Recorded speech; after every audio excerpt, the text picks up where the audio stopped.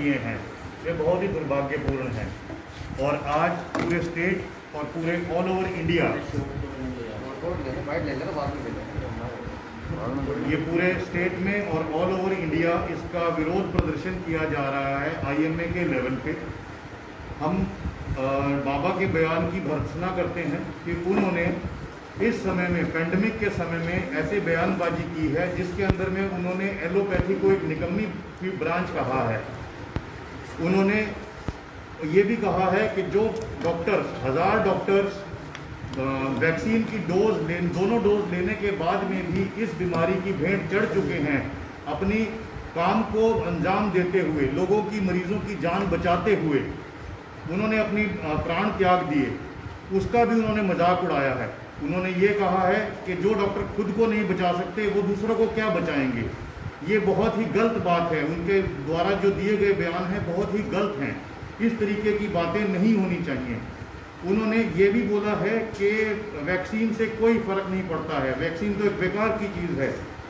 ये भारत सरकार ने, उन्होंने दवाइयों के बारे में भी कमेंट किया है, रेमडेसिविर, टोसिलिजुमैब, आइवरमेक्टिन, ये सब प्रोटोकॉल्स ICMR के देख रेख में भारत सरकार ने ही जारी किए थे जो ट्रीटमेंट प्रोटोकॉल्स हैं।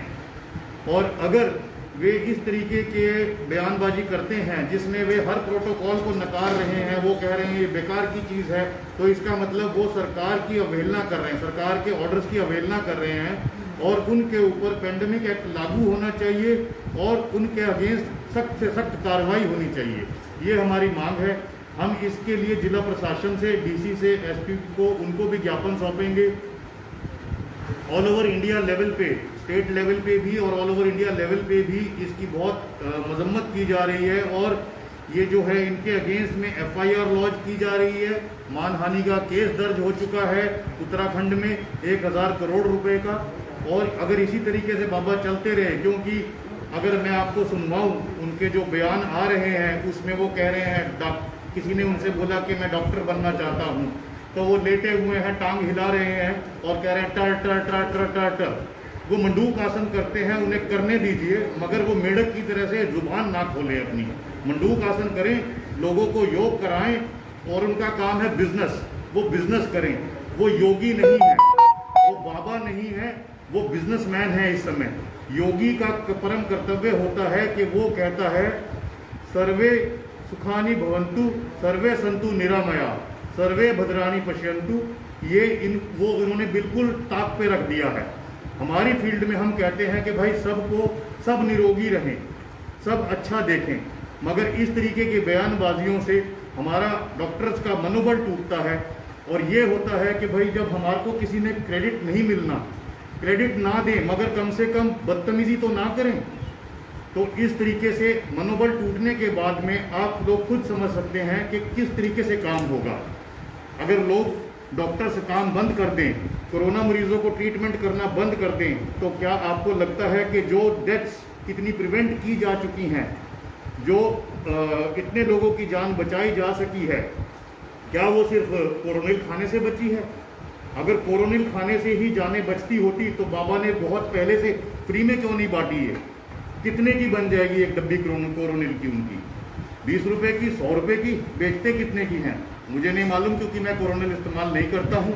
कल मैंने व्हाट्सएप पे भी देखा कि कहीं पे इसी तरीके का एक प्रोग्राम चल रहा था जिसमें चर्चा हो रही थी बाबा के रिप्रेजेंटेटिव्स में, IMA के रिप्रेजेंटेटिव्स के बीच में। तो उन्होंने बताया कि जी जो डॉक्टर हैं वो खुद कह रहे हैं कि मैंने कोरोनिल खाया है, 8 महीने कोरोनिल खाया है, उसके बाद भी दोबारा से मुझे कोरोना हुआ है। और जो बाबा की दवाएं हैं उनकी कोई स्टडी नहीं हुई है, कोई डबल ब्लाइंड कंट्रोल्ड स्टडीज़ नहीं हुई हैं, जबकि ये एक नई बीमारी है। वैक्सीन्स जो हैं वो 1 साल के अंदर में लेके आ गई हैं कंपनीज सब। ये बीमारी से बचाव के लिए ही वैक्सीन्स हैं। 1 साल का टाइम बहुत कम होता है किसी भी नई दवा या नई वैक्सीन के प्रयोग के लिए। उसके जो इफ़ेक्ट्स हैं वो धीरे धीरे ही पता चलते हैं। कोई दवा कितनी कारगर होगी, किस बीमारी में कितनी कारगर होगी, जब उसके बारे में जब हम देंगे, ट्रायल्स होंगे, उसका रिजल्ट्स पता लगेंगे, तभी होगा। मगर ऐसा नहीं है कि किसी को कोई इफेक्ट नहीं मिल रहा है, दवाइयों से कोई इफेक्ट नहीं मिल रहा है। उनका एक ये भी बयान था कि जितने लोग हॉस्पिटल में ना जाकर और ऑक्सीजन ना मिलने की वजह से मृत्यु को प्राप्त हुए हैं, उससे ज़्यादा तो एलोपैथी का इलाज लेने के बाद में मृत्यु को प्राप्त हुए हैं। ये बयान जो है भर्त्सना योग्य है। तो सर, जो अब 2-3 जून का जो कार्यक्रम है IMA की ओर से, डॉक्टर की ओर से, तो काली पट्टी बांधकर और 3 जून को जो अब लीगल नोटिस भेजा जाएगा, उसके बारे में देखिए, काली पट्टी बांध के काम करना एक रोष प्रदर्शन का तरीका है। हम डॉक्टर्स बिलीव करते हैं कि अगर हम पूरा स्ट्राइक पे चले जाएं तो लोगों को बहुत दिक्कत होगी, और ये पेंडेमिक का समय है, इसमें तो और ज़्यादा प्रॉब्लम्स होंगी, क्योंकि जिन हॉस्पिटल्स में मरीज एडमिट हैं या जिनको हमारे केयर की ज़रूरत है, उनको वो केयर नहीं मिल पाएगी। तो हम सिर्फ काली पट्टी बांधकर एक टोकन प्रोटेस्ट कर रहे हैं कि भाई ये चीज़ें नहीं होनी चाहिए और इसका सरकार को संज्ञान लेना चाहिए। कल को अगर ये चीज़ें बढ़ती हैं, बाबा के अगेंस्ट एक्शन नहीं होता है और रोष इस तरीके से ही बढ़ता रहा डॉक्टर्स में, और वो कल को काम बंद कर देते हैं, तो कौन जिम्मेवारी लेगा? बाबा की जिम्मेवारी होगी, या जितनी डेथ्स होती हैं उसके बाद में वो सरकार की जिम्मेवारी होगी? तो सरकार को इस तरह ज़रूर सोचना चाहिए कि IMA के डॉक्टर्स, मेडिकल प्रोफेशन, एलोपैथी, हम किसी भी पैथी के अगेंस्ट नहीं हैं, चाहे वो होम्योपैथी हो, चाहे वे आयुर्वेद हो, चाहे कोई सी और भी पैथी हो। हम सब चाहते हैं कि हर कोई अपनी अपनी फील्ड में इस पेंडेमिक के समय में जो मदद दूसरों की कर सकता है वो ज़रूर करे। डॉक्टर साहब, आप कहते हैं कि बाबा रामदेव की अगर बात की जाए तो वो बाबा नहीं है, लेकिन यहीं बैठे बैठे आपने 11 बार शब्द बाबा का ऐसा है कि वो बाबा बिजनेसमैन नहीं यूज किया आपने। अब तो वो बाबा, अब हम कहें कि जी लाला रामदेव, कल को आप उसी बात को उछालना शुरू कर देंगे कि उनका नाम तो बाबा रामदेव है। बिजनेसमैन बोलिए ना। बिजनेसमैन तो है ही।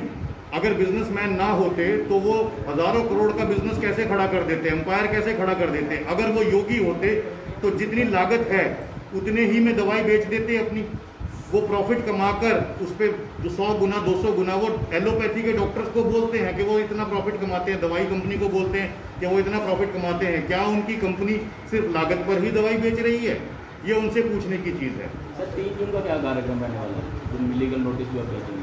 3 जून में हम उनको लीगल नोटिस भेजेंगे और अपना DC को, SP को ज्ञापन सौंपेंगे। उसके अंदर में हम उनसे यही प्रार्थना करेंगे कि बाबा के खिलाफ एक्शन होना चाहिए, उसके अगेंस्ट FIR लॉन्च होनी चाहिए, और जो ताकि उसके अगेंस्ट में ज़्यादा से ज़्यादा एक्शन हो सके।